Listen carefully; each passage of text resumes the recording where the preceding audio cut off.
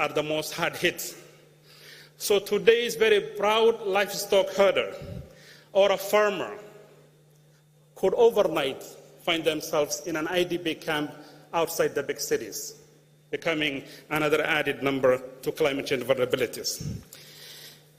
I would like to allude to an element of combating climate change that has not been widely discussed in this plenary today, and that is our coastlines and the blue economy that President Gayle spoke about.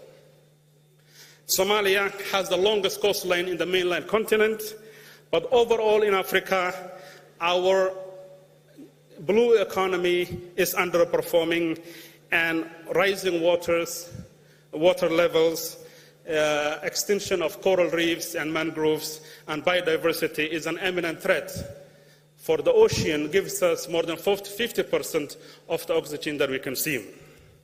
Ladies and gentlemen, Somalia annually loses a revenue worth of 300 million to illegal fishing. And I think investment in the sector would allow us to enhance our potential to cope with climate change. Ladies and gentlemen, the final question I would like to raise is how well are the African states and societies situated to combat climate change? I think that point has been very well articulated by the previous speakers. The African states have a unique set of challenges that puts them in a precarious situation.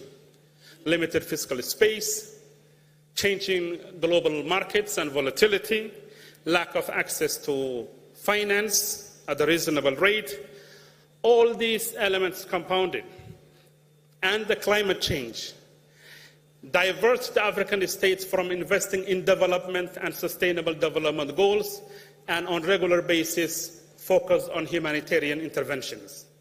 Such an approach should be abandoned, and we must look for more meaningful engagement.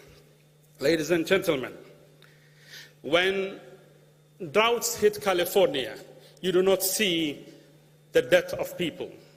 But when droughts hit the Horn of Africa, you see both the death of people and the loss of livestock.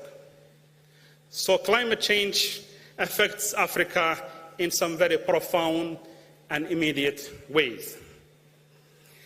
Finally, I fundamentally want to agree with the argument put forth by President Ruto that Africa should be and ought to be part of the solution to combat climate change.